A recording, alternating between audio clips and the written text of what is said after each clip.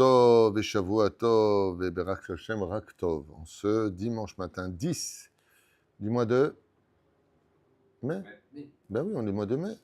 Et le 23 du mois d'Iyar, pour ce cours qui nous est offert par la famille Martinez. À ma droite, le mari ici présent, David Martinez Ayakar, Verayato. Comment s'appelle la madame? Karine. J'aime bien le mot ma femme. Pour il y a autre chose? Pour l'instant, pour aller. Bezrat Hashem Yeshua Venechamot, dédié pour aller au Shema Achlama Meira au Briou Tetana, très vite, de sa petite nièce, Tael Chaya Bat Levana Rachel. C'est ça? Bezrat Hashem, Anna El Narefanala, Anna El Narefanala, Shruta Torah Tegen Bad Achim Tovim Shalom, Itiskena Beshruta Limud, Bezrat Hashem, l'Achlama Meira Bria, Besofit, Bezrat Hashem. Yeshua Venechamot, une grande réussite aussi pour vous, pour votre alia. Vous êtes content d'être en Israël? Excellent. Tout est bien? Et Sherav Tuitou? Encore mieux. Tov, Bezrat Hashem. On commence notre jour, on est en une pensée bien sûr aussi pour ma chère et tendre maman, sur Ashfoua Shlema, Bezrat Hashem, Achlama Meira Ubriou Tetana.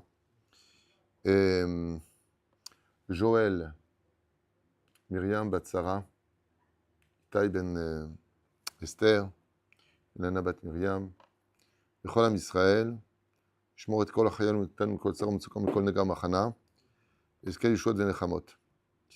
On commence avec un sujet très prenant et intéressant sur la paracha de Bamidbar, 4e livre de la Torah, qui commence avec un détail assez particulier. C'est-à-dire que le pays qui nous a fait naître, c'est l'Égypte. Mais le pays qui va dévoiler le peuple d'Israël comme un peuple choisi par le Créateur, c'est le désert. Donc nous sommes d'une certaine façon les enfants du désert. Et ce qui est curieux, et c'est ce qu'on va étudier aujourd'hui, c'est pourquoi Dafka le désert. Côté Vazora Kadosh, le désert, c'est un makom de Shedim, Ruchot, Velilim. C'est un endroit où se tiennent les êtres démoniaques, invisibles, mais qui ont une influence terrible. C'est pour ça qu'ils se trouvent là-bas. Ils se trouvent dans les forêts, ils se trouvent dans les océans, ils se trouvent aussi dans les déserts. Et la Torah nous apprend que 10 fois les enfants d'Israël vont mettre Dieu à l'épreuve et ne feront pas spécialement teshuva sur le sujet. Et Akadosh Baruch Hu va les punir. Dans certains cas, comme les Meraglim, car vous m'avez essayé 10 fois. Le Zohar Kadosh nous dit, Tedalecha. Les 10 fois où on a désobéi à Dieu, c'est parce que l'influence des Shedim dans le désert a influencé sur nous.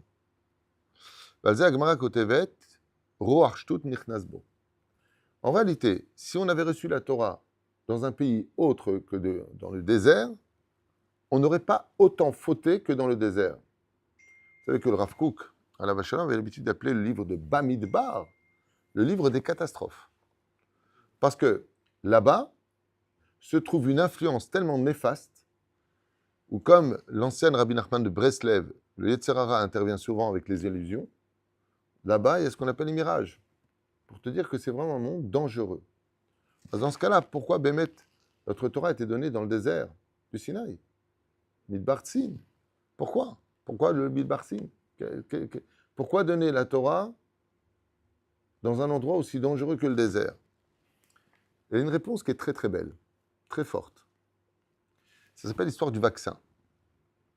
Le vaccin consiste à placer dans l'homme, donc injecter dans l'homme, la maladie avec une bonne mesure, de telle façon à ce que les anticorps combattent, s'habituent, et dès que le problème intervient réellement en quantité, nos anticorps connaissent déjà l'entité étrangère et puissent l'attaquer.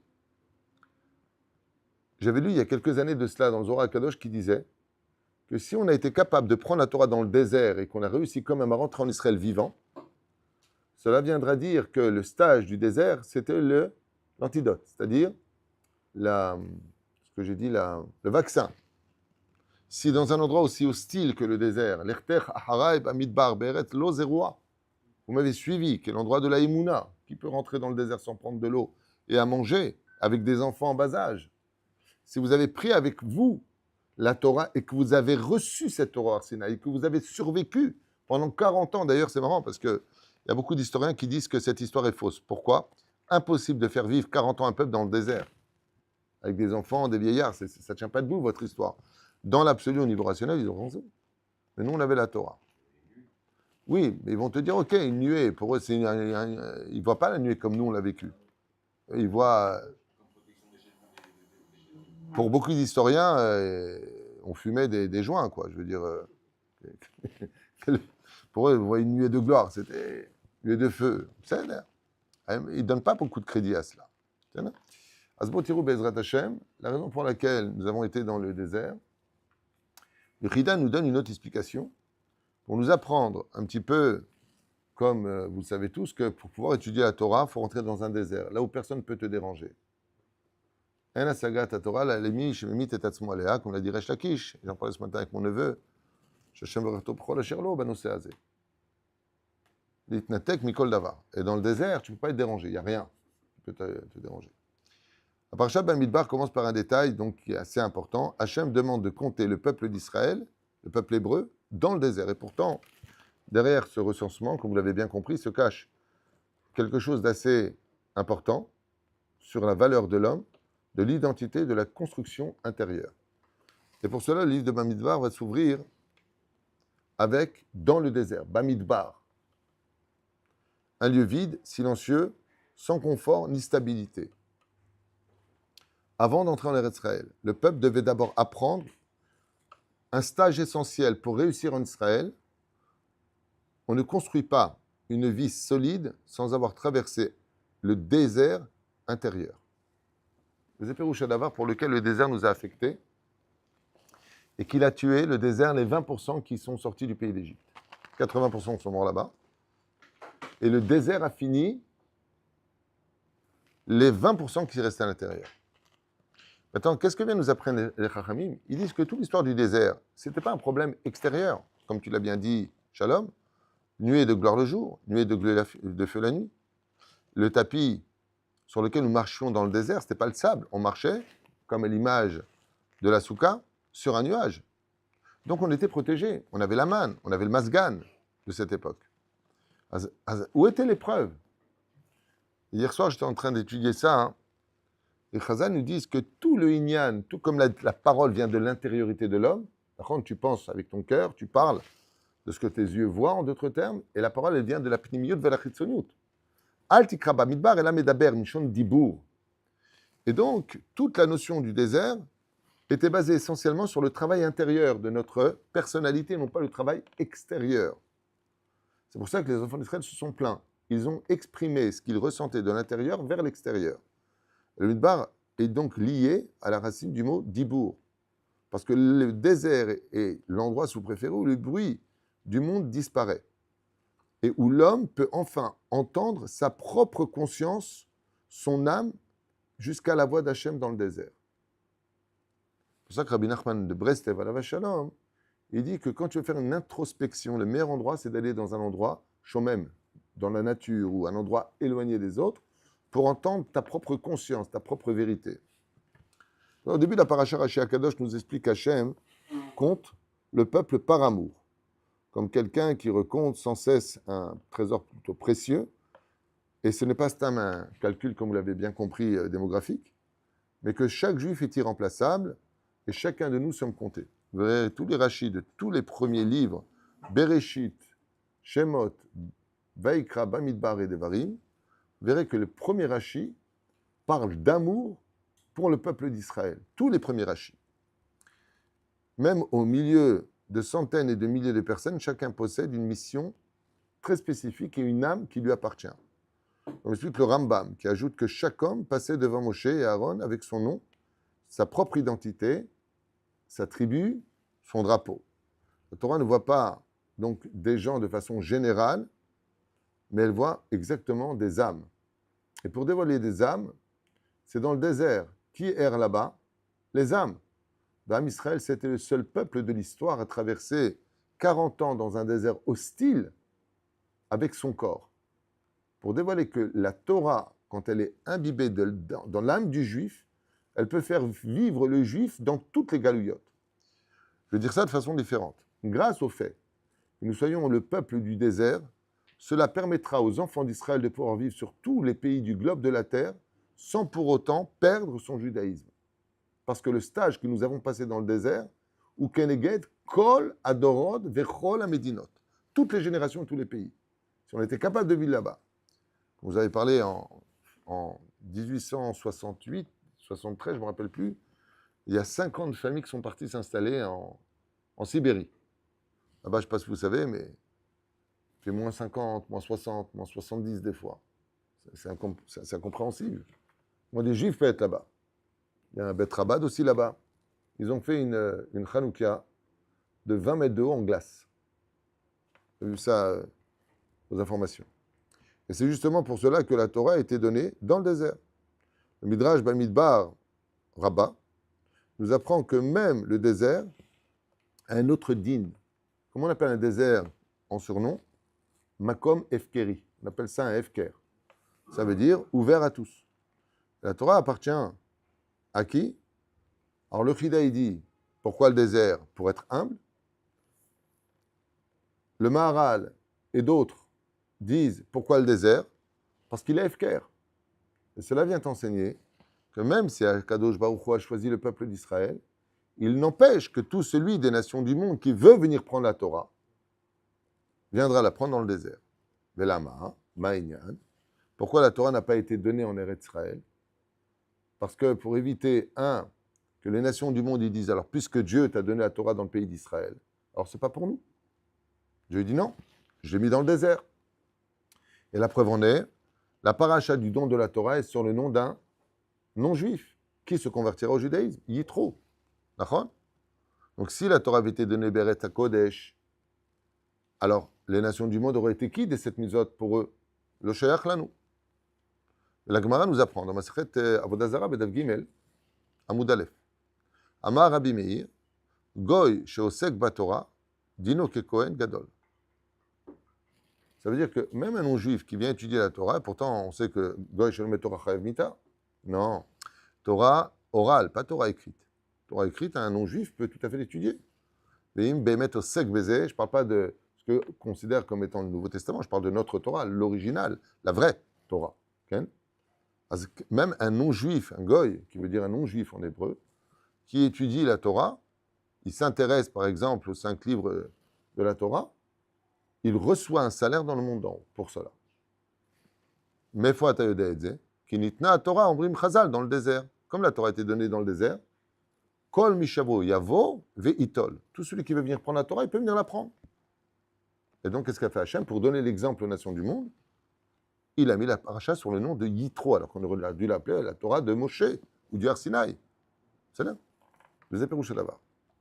Donc le Chida, il nous dit, 1, il s'agit ici d'humilité. 2, on a vu ensemble que le Rambam, il dit, parce que pour pouvoir étudier la Torah, il faut savoir s'isoler. Donc il faut se mettre de côté. 3, parce que s'il avait donné la Torah en Eretz Israël ou dans un pays quelconque, c'est que ça s'adressait à quelqu'un de spécifique. Donc il a donné dans un endroit, Bereshut Arabim, chez lo shayach le af echad. Il y a une autre explication que j'avais lue, que je ne vous ai pas notée hier soir, mais qui me remonte maintenant à l'esprit. J'avais lu dans, je crois, Midrash Tantruma, non, peu importe la référence, en tout cas c'est un Midrash que j'avais lu, qui disait que s'il avait donné en Israël, il aurait créé une guerre des tribus. Il a donné à qui? Le territoire de Yehuda qui est le roi, Issachar qui est l'érudit, les Lévim qui enseignaient la Torah. À qui il la donne? Les Lévim n'ont pas de territoire, alors quoi? La Tidlavo, quand viendra la réparation du monde et qu'il n'y aura plus de haine contre le peuple d'Israël, nous recevrons une nouvelle Torah. Chez Neymar, qui mitzion, tzitze Torah, dvar Hashem, Yerushalayim. Mashma Mikan, que la Tidlavo, Bezrat Hashem, on recevra la Torah d'Avka d'Eretz Israël, c'est une Torah éternelle. La Torah appartient à tout celui qui veut devenir humble, et tout cœur rempli d'orgueil, ne peut pas recevoir la Torah et la sagesse divine. La reine, un homme qui est capable de se vider de son ego, à l'image du désert qui n'a pas d'ego, devient enfin un réceptacle de la Torah d'une mot naaseh benishma. Je veux dire par là, es-tu capable de te vider de toutes tes convictions, de toutes tes idées pour recevoir la Torah? C'est pour ça que je suis un petit peu surpris de tous ces gens qui critiquent la Torah et qui ne l'étudient pas. Ouais, moi je ne suis pas d'accord. Vous connaissez cette phrase? Vous connaissez cette phrase, Ilan? Je ne suis pas d'accord. Qui peut dire je ne suis pas d'accord? D'un autre rave. Celui qui a étudié? Mais ils n'étudient pas. Alors ils se font leurs propres idées. Ce n'est pas non plus un hasard que la paracha de Bamidbar, est toujours lu avant la fête de Shavuot, pour que Bezrat Hashem, on puisse rencontrer le désert, une fois de plus, avant d'aller chercher la Torah le jour de Shavuot. Car l'homme doit faire le silence en lui-même, d'où le fait que nous avons le Seder de la nuit de Shavuot. Pourquoi est-ce qu'on étudie Dafka la nuit à Shavuot essentiellement? L'aile Shavuot, parce que c'est comme le désert, c'est un endroit où tout le monde dort. C'est un moment, la nuit, où il n'y a personne pour te déranger. C'est-à-dire que d'ailleurs, la meilleure étude à retenir et la meilleure étude pour ne pas être dérangé à émettre, ni par le téléphone, ni par les gens qui viennent te casser les pieds, c'est Dafka, l'étude de la nuit. Okay? Donc enlever le bruit des comparaisons, les colères, les blessures, les distractions et toute chose qui pourrait nous dévier de l'étude de la Torah. La paracha décrit également comment chaque tribu campait autour du Mishkan, avec les drapeaux, sa place et sa mission. Comme explique le Sforno. Alors Sforno, c'est un commentaire assez spécial. Le Sforno, il a toujours des commentaires un peu... Je donne un exemple du Sforno. Hein. Qui a fait fauter qui à la faute originelle? Ève a fait tomber Adam. Sforno, il dit c'est Adam qui a fait tomber Ève. Juste pour que vous compreniez un petit peu. Sforno. Sam Dougma. J'ai eu le mérite d'étudier Sforno il y a des années en arrière. Et à chaque fois, j'étais un peu... Il réveille les esprits, Sforno. C'est pas mieux comme ça. En tout cas, le Sforno explique que l'unité du peuple ne signifie pas que tout le monde doit se ressembler, mais chacun avait sa couleur, son rôle et sa manière de servir Hachem. Donc le Sforno, il dit ce que j'enseigne depuis des années avec vous ici. Il n'y a pas qu'une seule façon d'être juif. C'est clairement un enseignement aussi du Sforno, qui dit que tout le Inyan de la représentation des 12 tribus vient apprendre qu'il n'y a pas qu'une seule façon d'être juif. On peut être juif qui passe Rouga, qui passe Shchora, qui passe Levana, qui passe Echriadonenu, ou même sans kippa. Hein? Ah, kippa shkufa, il fait. Lui dit kippa transparente. Il y a de l'humour. Top. Et c'est pour ça que beaucoup de personnes souffrent aujourd'hui parce qu'elles recherchent à devenir quelqu'un d'autre, alors que dans le désert, on t'apprend que l'enseignement véritable et la grandeur commence lorsqu'un homme découvre sa place face à Dieu, la place qui lui est réservée. Comme c'est marqué explicitement dans la paracha de Bamidbar, c'est où est roche, kol adat ben Israël. C'est où est roche. Élever la tête de toute l'assemblée d'Israël. Que vient nous enseigner la Torah. Donc on aurait pu simplement nous dire, comptez-les. Pourquoi employer l'expression de élever la tête? Parce qu'un vrai dirigeant ne se contente pas de compter son peuple, ou sa communauté, ou ses élèves, mais de relever chacun d'entre eux. Et chez nous, il n'y a pas la notion de berger et troupeau. C'est une connotation très chrétienne. Chez nous, les Juifs, on n'a pas vraiment ça. Pourtant, on appelle Ra'ayam et Emna. Moshe Rabbeinu est appelé le berger. Mais Moshe, c'est l'exception à la règle. Un vrai Rav, un vrai Talmid Chacham, ou quelqu'un qui travaille vraiment pour Dieu, doit tout faire pour rendre ses élèves des grands en Torah. Il n'est pas en compétition avec eux. Au contraire. Il doit être fier d'eux. Moshe Rabbeinu ne faisait pas seulement un recensement, il redonnait à chaque personne sa dignité, sa propre valeur.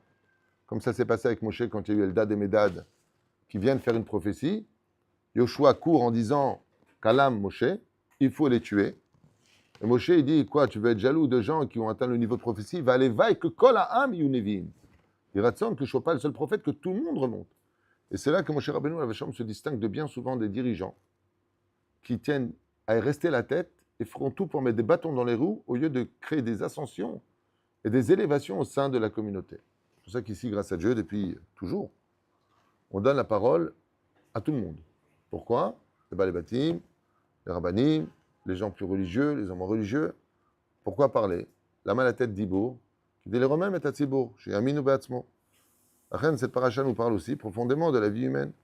Chacun traverse parfois le désert, la solitude, la confusion, la fatigue spirituelle, les épreuves, l'émotion, la perte des repères. Et c'est pour cela que on commence Bamidbar pour te dire que, comme le dit le Rambam Bilchot Talmud Torah, que tu sois malade, que tu sois en bonne santé, que tu sois pauvre ou que tu sois riche, que tu sois avec le moral ou pas de moral, triste ou heureux, Atalo paton milimot Torah. Tu n'es pas quitte d'étudier la Torah. Shum davar le poter otra milimut Torah. Et d'où est-ce que ça sort tout ça? Du désert. dans le désert. Il y en a qui voulaient retourner en Égypte. Il y en a qui avaient perdu le sens de leur vie. Ils ne voulaient pas rentrer en Israël. Ils ont tourné en rond. Ils ont vu leur propre mari être enterré tous les Tisha B'Av. Matzav caché meod aya bamidbar. Local, c'est pas simple. Et pourtant, la Torah nous apprend que c'est souvent, et précisément dans le désert, que naissent souvent les plus grandes révélations.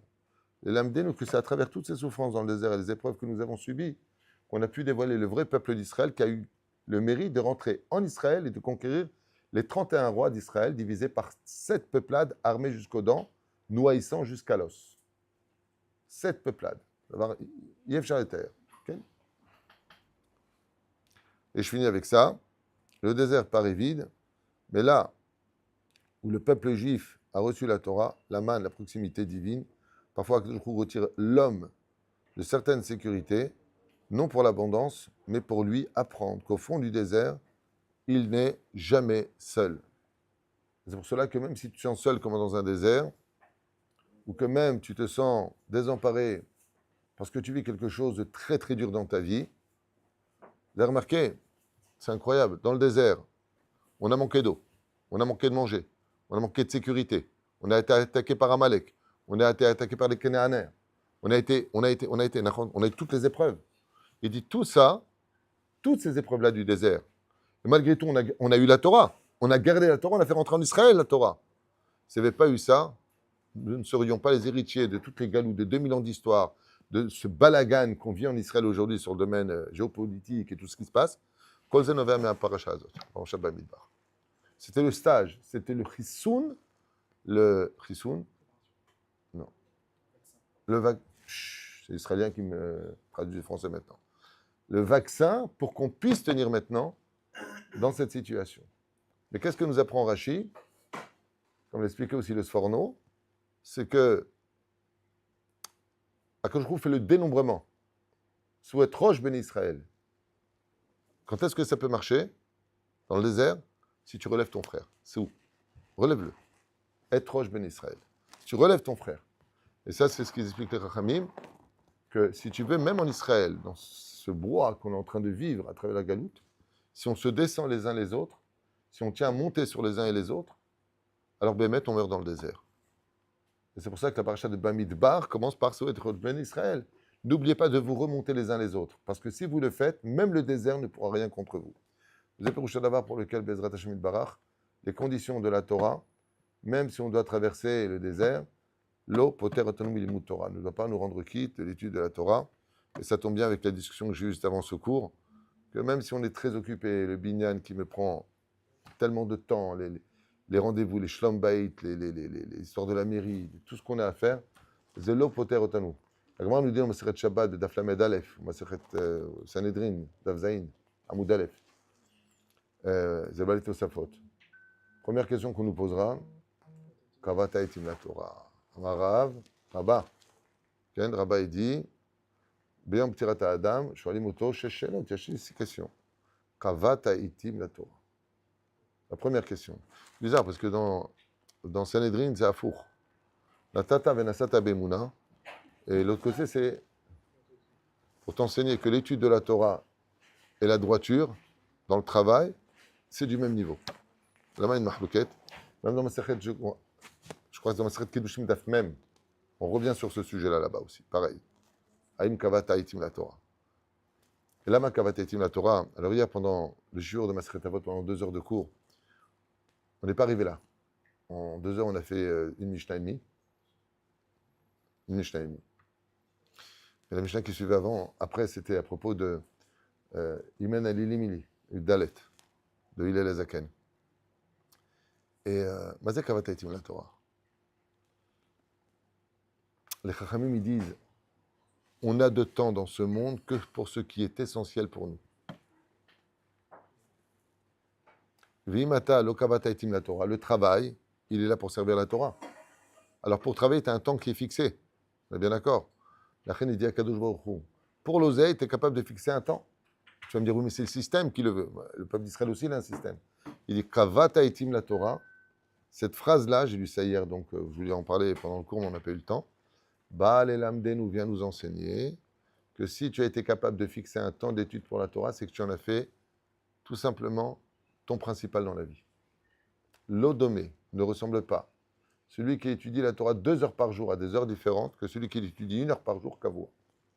Alors, ce n'est pas du tout la même chose. C'est pas du tout la même chose. Celui-là, il étudie la Torah, la Tzete Dechova, par rapport à son étude. Avalimu kovea itim la Torah, c'est qu'il en a fait un essentiel dans sa vie. Parce que Vea Kadosh Baruch Hu, dans cette Gemara de Shabbat, la Med Aleph, c'est nous dire Kavata itim la Torah, pas est-ce que tu as fixé au niveau de l'heure, à quelle heure tu as étudié. Ça, c'est le pshat.